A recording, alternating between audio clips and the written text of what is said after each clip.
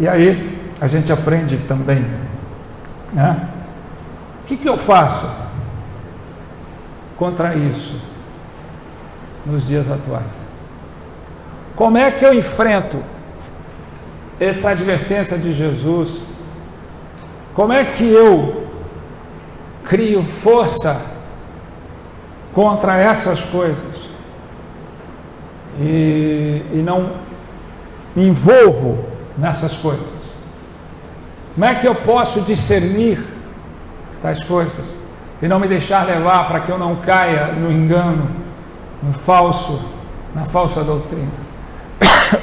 Primeiro, a gente precisa atentar maior à doutrina do pecado, a doutrina da corrupção total, da depravação total.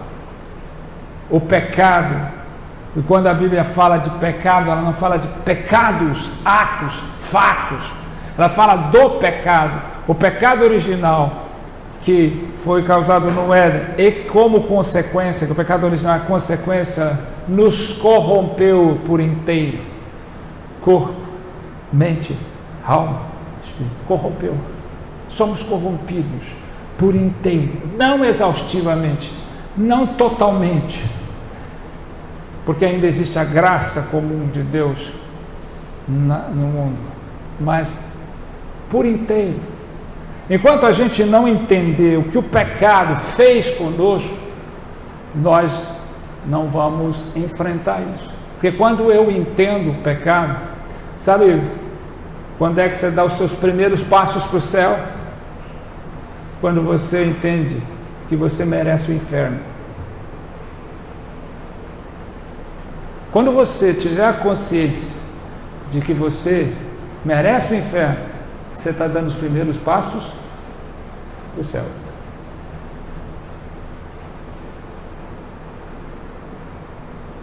O fermento do fariseu e saduceu diz que de alguma coisa você tem algum mérito. Graça não tem a ver com a ausência de mérito só. Graça tem a ver com demérito. A Bíblia nos diz que somos filhos da ira, inimigos de Deus por causa do pecado. Então essa consciência, essa clara percepção, essa clara visão da pecaminosidade humana. Eu sou pecador, imundo, miserável. Em mim não habita bem algum, na minha carne não habita bem algum. Segundo, a gente precisa ter uma visão clara da Bíblia. A Bíblia é inspirada por Deus. A Bíblia é infalível. A Bíblia é inerrante. O homem é falível, as instituições falham, mas a Bíblia não falha. A Bíblia é infalível e nós precisamos crer que tudo o que está na Bíblia foi inspirado por Deus, soprados pelo Espírito Santo a homens que obedientemente transcreveram para os cânones bíblicos. Quando você tem uma clara visão, porque a questão do princípio saduceu é essa, colocar dúvida na sua cabeça. Será que a Bíblia está certa? Será que você está interpretando correto? Será que você está, de fato, vivendo isso? Olha só, aqui diz isso, a Bíblia não é incoerente. Não há incoerência na Bíblia. Todas elas se convergem, você tem aprendido isso. Mas fica sempre aquele coque de colocar uma duvidazinha atrás de sua orelha. De jogar você contra a veracidade e a objetividade da palavra de Deus, a fazer com que você creia mais nas experiências objetivas do que na verdade objetiva, que é a palavra. Eu recebi nessa semana uma dessas caricaturas no WhatsApp de um amigo, irmão lá de Curitiba. Ele disse que Tem um cara de joelho orando para o céu e dizendo assim, né? Primeiro quadrinho.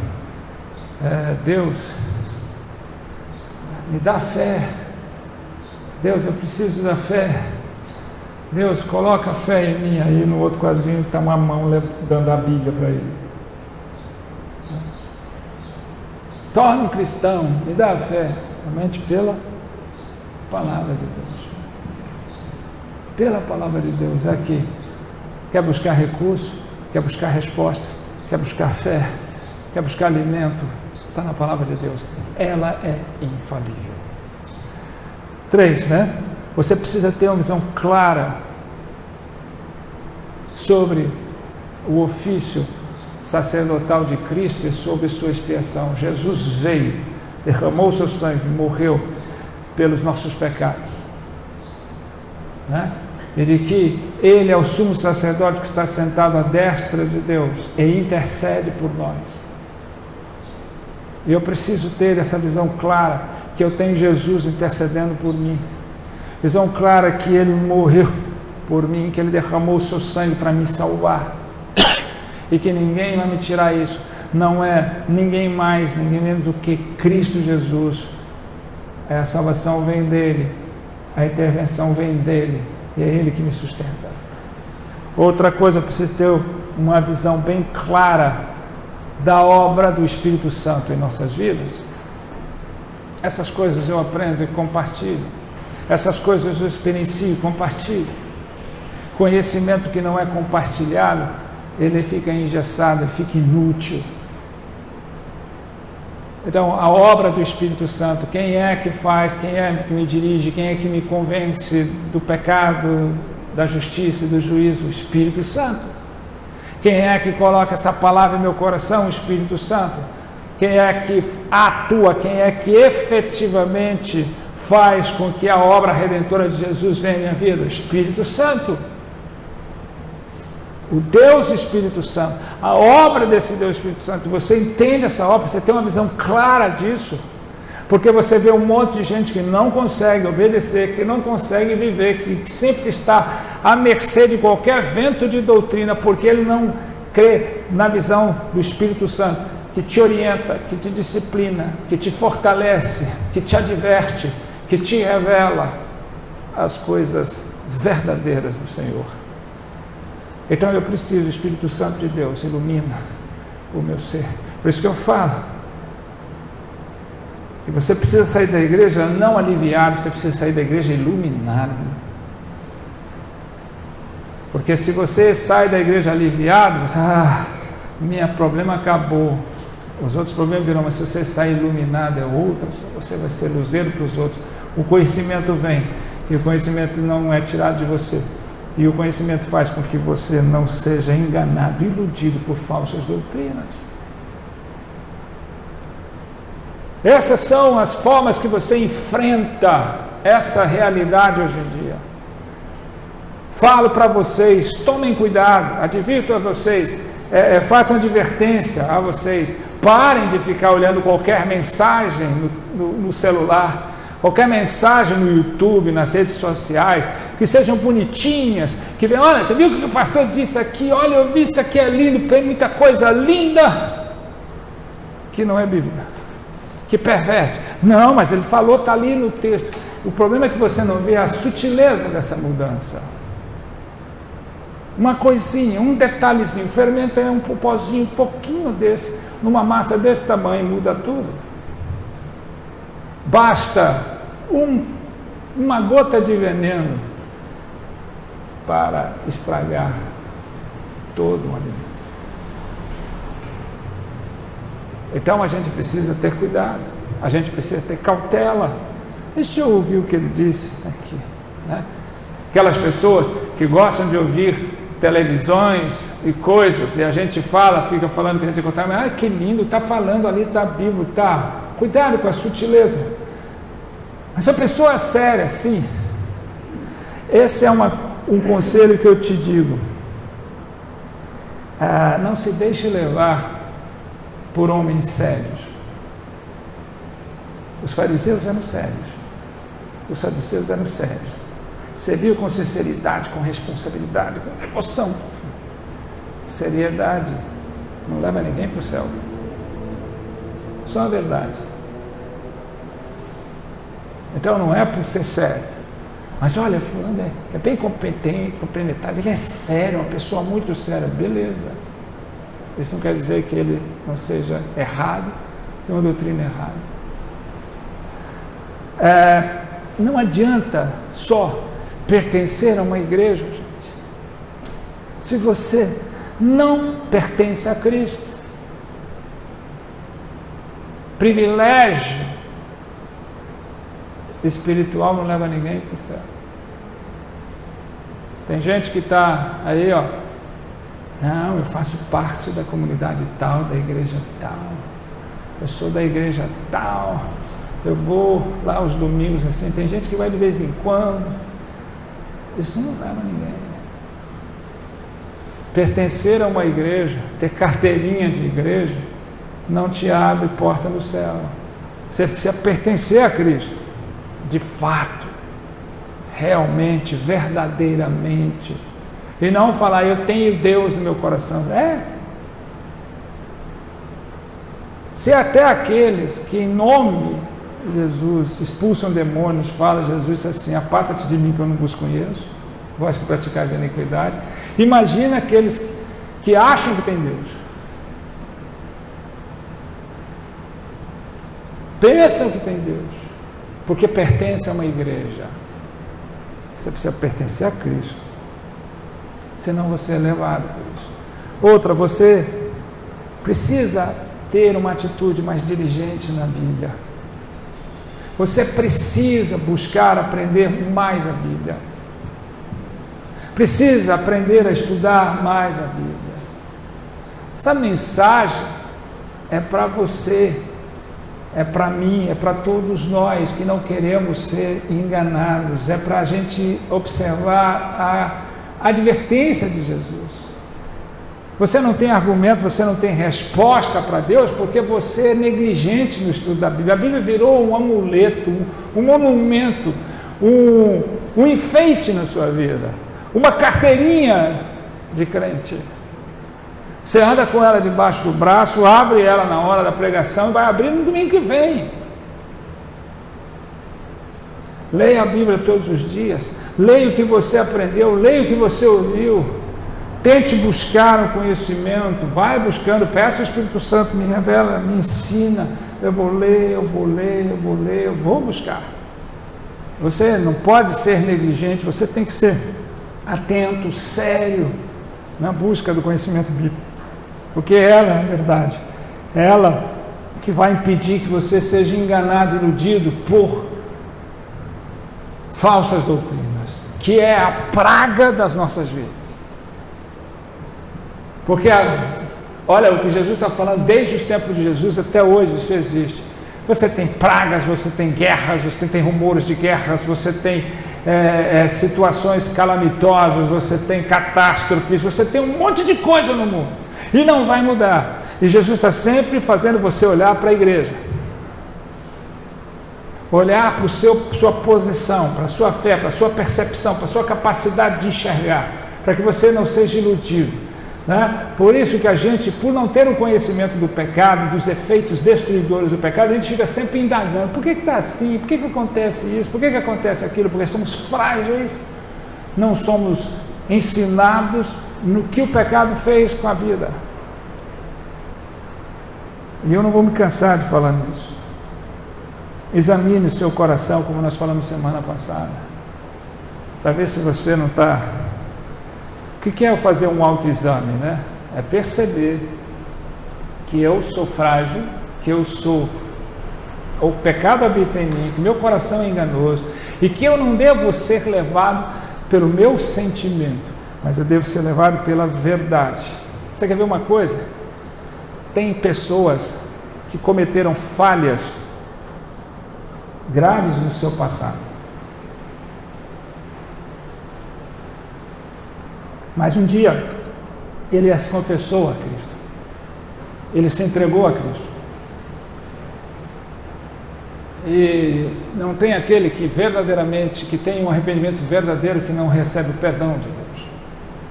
Mas ele Isso acontece muito nos aconselhamentos que a gente faz. Ele carrega uma culpa porque ele não se sente perdoado. Ele não sente que ele foi perdoado.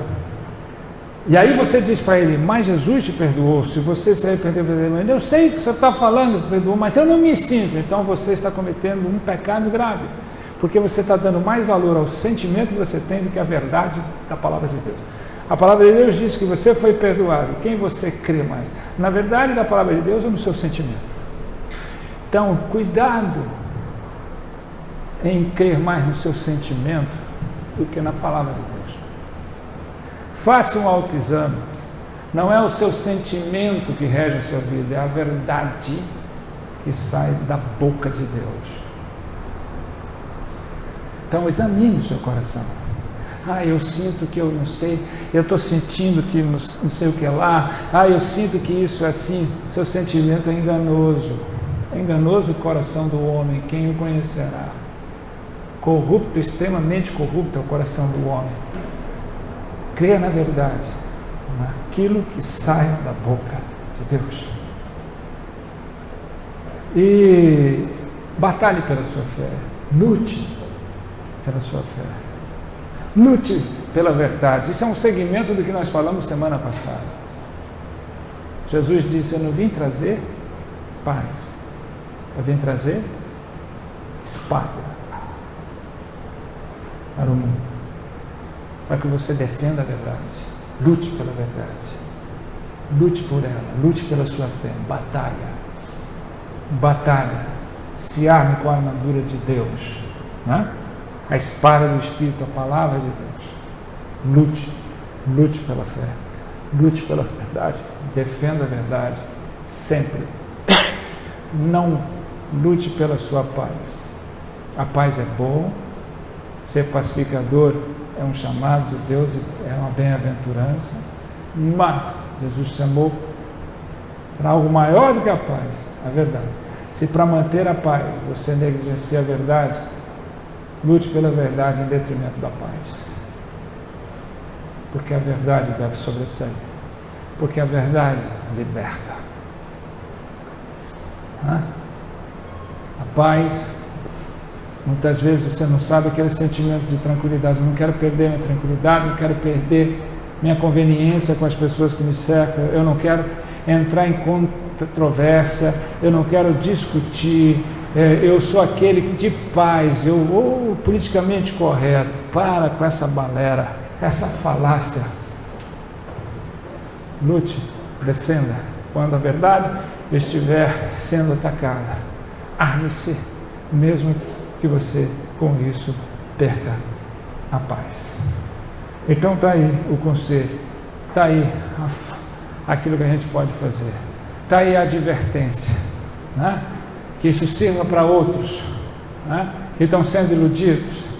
Isso sirva para você pensar naquelas pessoas que amam mais a sua igreja do que Jesus. Não, o que é isso? Amam sim, porque falam mais da sua igreja do que Jesus, que fazem mais propaganda da sua igreja do que Jesus, que amam mais o seu pastor do que Jesus, que amam mais as suas tradições do que Jesus, que amam mais a sua liberalidade do que Jesus, que acham, pode fazer, cuidado com essa sutileza. Não, você está certo, é isso mesmo. Caraca, você é um homem de Deus, você é uma mulher de Deus. Mas eu vou dizer mais uma coisa. Você pode fazer assim, sabe? Não posso fazer nada, eu só faço listar na Bíblia. A sã doutrina, a doutrina saudável, a doutrina do pecado, eu sou miserável, a doutrina que me ensina que é o Espírito Santo que rege, a palavra de Deus é infalível, né?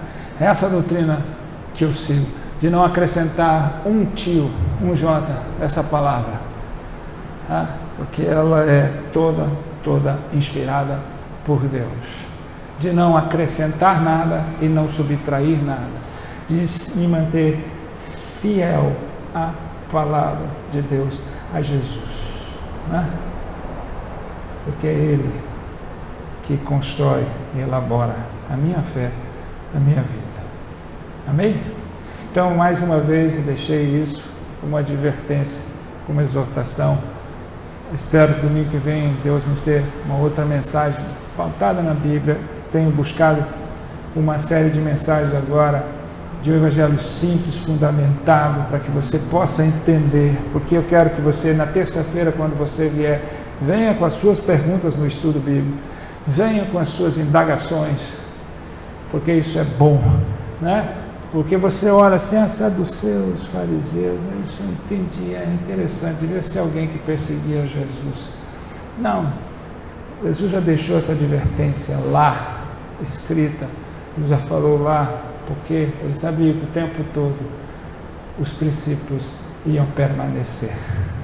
Esse venenozinho, essa tentativa. É por isso que quando eu olho para as igrejas, elas se encantam de serem cada dia maiores, mais inchadas, mais cheias de gente, e contabiliza a igreja, o sucesso da igreja pelo volume. Você tem que contabilizar o sucesso da igreja pela excelência da sua essência mantida, conservada, praticada, fiel, imutável. Amém?